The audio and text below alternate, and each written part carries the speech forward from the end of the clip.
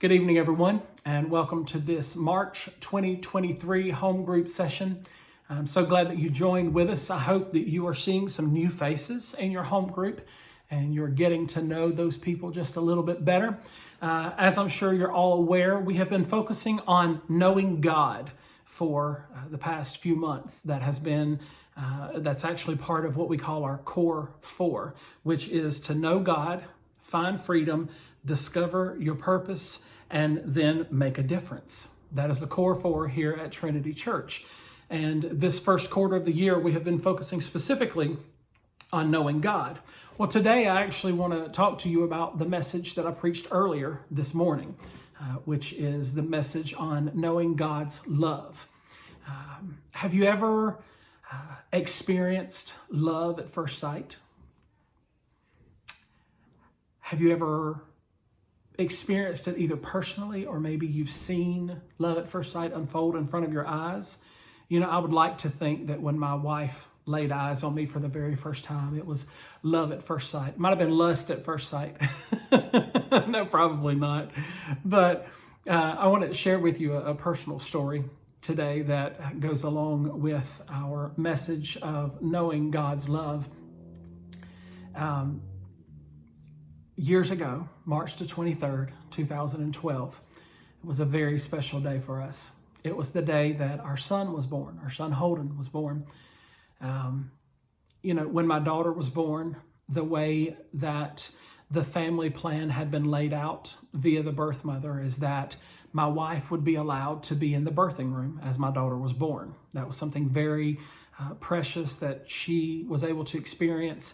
I still remember seeing two people in a nurse's garb, the clothes and stuff that they're wearing with the face masks and everything. And they walked out of these two doors and they were walking towards the nursery. And I remember I was transfixed on this little baby with these chubby pink cheeks, just as pretty as she could be. And I thought, somebody has a beautiful baby. And I looked over to the left and I saw my wife's face. And I looked back at the baby and I was like, is that my baby? It was just a wonderful moment. She was able to see my face as I saw our daughter for the first time. And it was a very sweet moment. And I dare say that was definitely love at first sight. But the way that I experienced it was just the opposite. The day that my son was to be born, we were already made aware of it because they were going to induce the birth mother. We showed up at the hospital that morning and we were there when he was born, but we weren't necessarily in the room. We weren't even around the room. We were at the first floor and the baby floor was a few floors up. And I remember once it got to a certain time in the day and our adoption counselor had cleared everything, it was okay for us to move to the baby floor. So we moved upstairs and we were going to go sit in this lobby area on that floor. And I remember getting off of the elevator and going to the right, turning to the right. And there was a hall there. Actually, there were halls to the left and to the right. But I remember there was a shorter hall to the right. And at the very end of it was an area with couches and chairs and things like that where you could sit.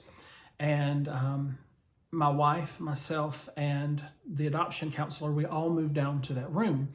Well, as soon as we got down there, I asked the counselor, I said, do you know where the restroom is? She said, oh yeah. She said, it was right there beside the elevators, right as we were getting off the elevator. She said, it's just in the opposite direction. I said, oh, okay. I said, well, I'll be back in just a moment. So I walked away, and as I was approaching where the elevators were, I was kind of looking ahead, looking down the hall, but I noticed this wall that was a glass wall.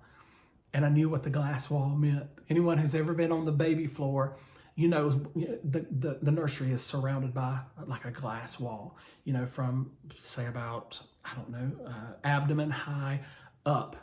And that's basically a place where the families can see the babies and you see the nurses taking care of the children. And as soon as I saw that glass wall, I kind of got some butterflies in my stomach. And I thought, I wonder if he's in there. I wonder if our baby boy is in that room. And so I turned around to make sure that the adoption counselor, hadn't come towards me. And I kind of snuck over to the wall and I looked, and there in front of me was this beautiful little baby boy. He was so tiny. He had these broad shoulders, but this little tiny body, and he was fuzzy. He had just this adorable little fuzz all across his forehead. He had sideburns that were longer than mine. His head was full of hair. And I just remember just falling in love with that little booger in that moment. And I had been standing there probably 2 or 3 minutes just staring, and I knew it was him. You know, there was a tag on the little bed that he was laying in, and it had, at the top of the tag, it had Bufa, B-U-F-A, and that just means baby up for adoption. You know, that's information for the nurses. And I knew it was him. I knew that was our baby. So I went and ran to the restroom really quick, came back out of the restroom, walked back over, took another glance at Holden, and then I walked back down to the lobby. Well, I wanted my wife to see him. I wanted my wife to be able to look at him as well. So I walked down there, and the way that things were set up, the counselor's back was to me, and my wife was over on the couch where I had laid my book bag. She was sitting over there next to my book bag, and I looked at her and I kind of motioned for my finger to come over there. And the counselor was looking down, working on the computer or doing something, but she looked at me and I went, and as soon as I was doing this, then I started speaking. I said, "Hey, baby, come here. I was wanting to show you where the bathrooms are at. If you wanted to go ahead and use the bathroom." You know, that was my way of sneaking her over. So she come walking towards me. She said, "What is it?" I said, "I've seen him. He's in the nursery." She said, "What?" Her eyes got really big.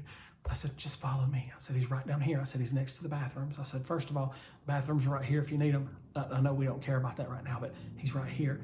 And we walked over, and I had already seen him. I already knew what he looked like. I was excited. It was a precious, precious moment. And I wanted to see her face as she saw him for the first time. She had been able to see our daughter first, and I had been able to see our son first.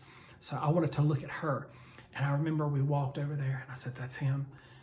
And she looked at him, and physically, it was like she drew in a breath. She kind of held her breath. I was about to tell her to start breathing when she finally started breathing again. But I mean, she stood there for, I know, man, it was probably 15, 20 seconds at least. She just went, she kind of froze in that position. And I mean, she was just looking at him just from head to toe. And at one point, when she finally started breathing again, she went, I want him. And it was just a really precious moment. I was able to see her in that moment, and it was love at first sight. And you know, you hear some people say, "I want a new car. I want a piece of cake. I want this. I want that." When she said, "I want him," and she started doing her hands like this in that moment, it wasn't a want. What she was failing in her words to say is she just wanted to get her hands on her baby. The love that I saw in her eyes in that moment, it was something that I will never forget. It's a memory that I will carry with me to my grave. Love is a powerful thing. Love is something that we have experienced. It is something that we have given to others. Love is a powerful tool in the hands of God. But we also know from the sermon earlier today that I told you, and it's supported in Scripture, that God is love. God is the author of love. He is the creator of love. If you're looking for love, look no further than God, because He is love. Today I want to read to you from 1 Corinthians chapter 13, and I'm sure many of you have heard this scripture before. And it says this: "If I speak in the tongues of men and of angels, but I have not love, I am only a resounding gong or a clanging cymbal. If I have the gift of prophecy and can fathom all mysteries and all knowledge, and if I have a faith that can move mountains, but have not love, I am nothing. If I give all that I possess to the poor and surrender my body to the flames, but have not love, I gain nothing. Love is patient. Love is kind. It does not envy. It does not boast. It is not proud. It is not rude. It is not self-seeking, and it is not easily angered. It keeps no record of wrongs. Love does not delight in evil, but rejoices with the truth. It always protects, always trusts, always hopes, always perseveres. Love never fails. But where there are prophecies, they will cease. There are tongues, they will be stilled. Where there is knowledge, it will pass away. For we know in part, and we prophesy in part. But when perfection comes, the imperfect disappears. When I was a child, I talked like a child. I thought like a child. I reasoned like a child. When I became a man, I put away childish things behind me. Now we see but a poor reflection as in a mirror. Then we shall see face to face. Now I know in part, then I shall know fully, even as I am fully known. And now these three remain: faith, hope, and love. But the greatest of these is love. I want us to dig into our time together today and ask some questions, maybe be a little transparent and share some things with each other. I hope you have a wonderful meeting.